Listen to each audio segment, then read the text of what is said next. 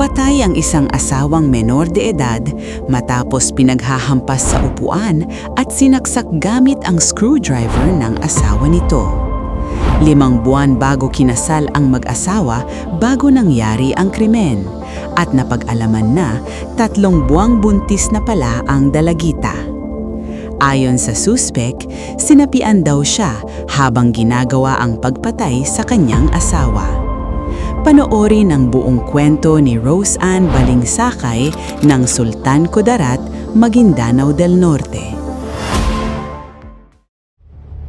Welcome mga boss sa channel natin, Red Crime Philippines.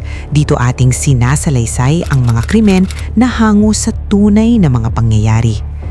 Kung gusto mo ang ganitong mga kwento ay mag-like, subscribe at i-click ang notification bell para wala kayong mamiss na mga videos natin. Noon, ang Sultan Kudarat ay kilala bilang isang bayan na binabalot ng kaguluhan. Madalas ang alitan, krimen at takot ang namamayani sa bawat sulok ng komunidad. Ang mga tao ay namumuhay sa pangamba at ang kapayapaan ay tila isang pangarap lamang na mahirap maabot. Ngunit sa paglipas ng panahon, unti-unting nagbago ang takbo ng bayan. Sa pamamagitan ng mahigpit na koordinasyon ng lokal na pamahalaan, kapulisan at mismong mga mamamayan, umusbong ang kapayapaan. Natutong magtulungan ng mga tao, nagkaroon ng bukas na komunikasyon, respeto sa batas at malasakit sa kapwa. Ngunit tulad ng kasabihan, kung may kapayapaan ay laging may kaakibat itong kaguluhan. Isang di masukat na pagpatay ang nangyari. Ang nakakasindak pa ay buntis pala ang asawang menor de edad. At dito iikot ang ating kwento.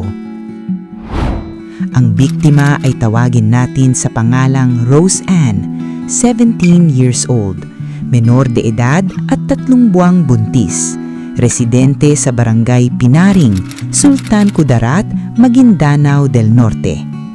Ang suspect naman ay walang iba kundi ang sariling asawa nito. Si Ahmad Abag, 21 years old at residente sa naturang lugar. Si Rose Ann ay lumaki sa piling ng kanyang ina na siyang nagsilbing haligi ng kanyang buhay. Mula pagkabata, tinuruan na siya ng mabuting asal, paggalang at kahalagahan ng pamilya. Dahil dito, naging mabuti at maunawaing anak si Rose Ann, laging handang umunawa at makinig, lalo na sa kanyang ina. Mahilig siyang tumulong sa gawain sa bukid. Kahit pagod mula sa araw-araw na trabaho, hindi siya nagrereklamo. Para kay Rose Ann, ang pagtulong sa kanyang magulang ay hindi lamang tungkulin, kundi isang paraan ng pagpapakita ng pagmamahal at pasasalamat.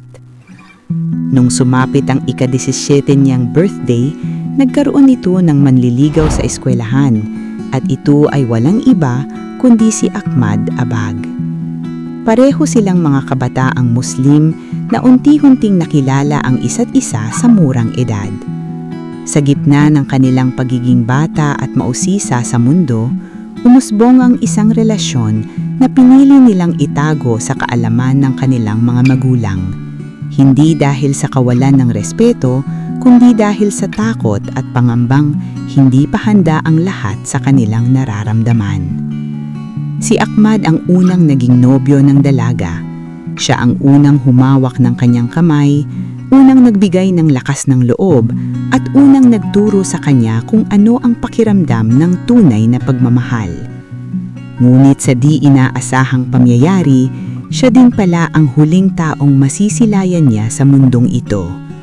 Ang huling taong kukuha sa kanyang buhay. Sa simula, ang kanilang relasyon ay tulad ng karaniwang kwento ng mga young adults na nagmamahalan, puno ng kilig, pangarap at simpleng saya. Dahil sa kanilang murang edad at hindi napigilang emosyon, dumating ang isang pangyayaring tuluyang nagbago sa takbo ng kanilang buhay. Nabuntis si Rose Ann. Ang balitang ito ay nagdulot ng matinding takot at pangamba, lalo na't sila ay sabilang sa isang mahigpit at tradisyonal na kulturang Muslim kung saan mataas ang pagpapahalaga sa dangal ng pamilya.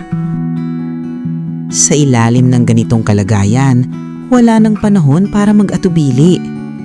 Upang maituwid ang pagkakamali at mapangalagaan ang karangalan ng magkabilang pamilya, napagpasyahan na sila'y agad na ipakasal. Ang kanilang kasal ay inayos ng kanilang mga magulang at nakatatanda sa komunidad. Isang kasal na bunga ng pananagutan at pagtanggap sa nagawang desisyon. Makikita sa pagtitipon ang masayang dalawa habang kinakasal at walang bakas ng galit na makikita sa dalawa. Ngunit makalipas ang ilang buwan mula nang sila'y ikasal, unti-unti napansin ng pagbabago sa ugali ni Ahmad. Madalas na siyang mainitin ng ulo at madaling magalit kahit sa maliliit na bagay. Ang dating mahinahon at maalaga ay napalitan ng pagiging iritable at padalos-dalos na pag-uugali. Hindi ito nakaligtas sa mata ng kanilang mga kapitbahay. Madalas na marinig ang kanilang pagtatalo, mga sigawan at mabibigat na salitang sumasalamin sa bigat ng kanilang pinagdaraanan. Kadalasan ang ugat ng kanilang away ay kakulangan sa pera. Hirap silang tustusan ng araw-araw na pangangailangan, lalo na't papalapit na ang pagsilang ng kanilang anak. Ngunit higit pa sa problemang pinansyal, may mas malalim pang suliraning unti-unting lumantad. Nadiskubre ni Roseanne na si Ahmad ay gumagamit ng ipinagbabawal na gamot.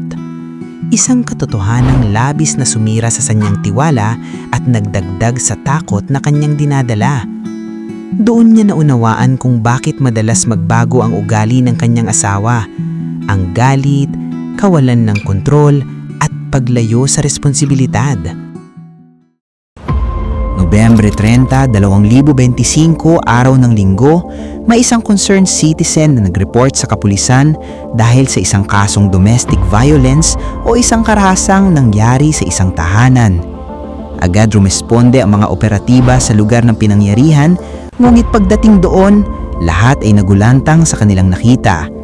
Natagpuan ng isang dalagita na naliligo sa sariling dugo at may mga bahid ng iba't ibang saksak sa katawan. Sa initial na investigasyon, nakilala ang biktima na si Roseanne, 17 years old at halatang buntis ang itsura ng katawan. Nagtamo ito ng multiple stab wounds sa mukha, leeg at tiyan.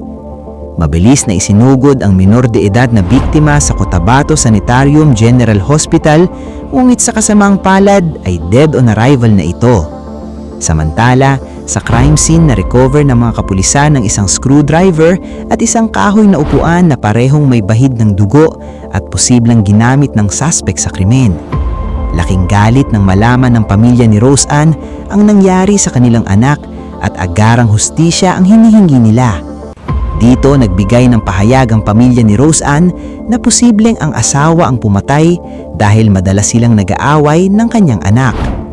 Umalingaw-ngaw ang balita sa buong Sultan Kudarat at nagbigay ng takot sa karatig na komunidad. Agad naging point of interest ang asawang kinakasama na si Ahmad Abag.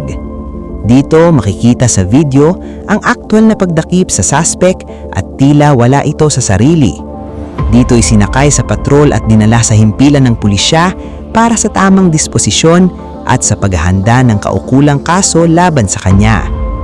Sa pagpapatuloy ng investigasyon, unay tinanggi ni Ahmad ang mga paratang sa kanya, ngunit sa di nagtagal ay inamin ng suspek ang krimeng ginawa dahil sa konsensya. Sinabi ng suspek na hindi niya alam ang kanyang ginawa at tila sinaniban umano ito ng masamang espiritu dahil hindi daw niya kontrolado ang kanyang katawan. Umabot ang rason na ito sa mundo ng social media at umani ng sarit-saring reaksyon. Hindi daw masamang espiritu ang sumanib sa kanya, kundi ang impluensya ng droga kaya nagawa ang krimen. Samantala, sa masusing pag-iimbestiga, inamin ni Ahmad kung paano niya pinatay ang biktima. 3 beses aniyang pinahirapan ng asawa sa pamamagitan ng pagsasaksak gamit ang screwdriver at hinampas ang ulo gamit ang solidong kahoy na upuan. Dagdag pa niya, Tila hindi pa ito nakontento at hinampas pa ang ulo ng biktima sa bintana dahilan ng pagkamatay ni Rose Ann. Nang tinanong ng pulis kung minsan ba siyang gumagamit ng pinagbabawal na gamot, ang sabi niya ay huminto na siya noong nakaraang buwan pa. Pero kumbinsido ang mga pulis na gumamit ito ng drugs bago gawin ang krimen. Dahil dito, sinampahan ng kasong parricide ang suspect na posibleng makalong sa loob ng 20 to 40 years kapag napatunayan. Walang salitang makakalarawan sa sakit at trahedya na nararanasan ng isang ina na pinagkatiwalaan ng kanyang sariling asawa. Pero siya rin pala ang magiging dahilan ng kanyang kamatayan. 2 buhay ang nawala. Ang buhay ng isang babae na puno ng pangarap, pag-asa at pagmamahal, at buhay ng isang sanggol na nasa kanyang sinapupunan na hindi man lang nagawang makasilip sa itsura ng mundo. Ang trahedyang ito ay isang matinding paalala kung gaano kahirap at kasakit ang mawalan ng tiwala sa taong pinakamalapit sa puso. Ang tahanan na dapat ay kanlungan ng pagmamahal at seguridad ay nauwi sa takot at bighati. Ang pangarap na maging masaya at buo ang pamilya ay tuluyan ng nawasak sa isang iglap. Naway magsilbing itong aral para sa mga gustong pumasok sa relasyon, ngunit napilitang ikasal dahil sa nabuntis ng maaga. Pag-isipang mabuti ang mga desisyon na gagawin sa buhay dahil dito nakasalalay ang kanilang hinaharap. Kung nagustuhan ninyo ang kwento na ito ay mag-like, comment at subscribe para wala kayong ma-miss na mga videos natin. Hanggang sa susunod na True Crime Stories, ingat!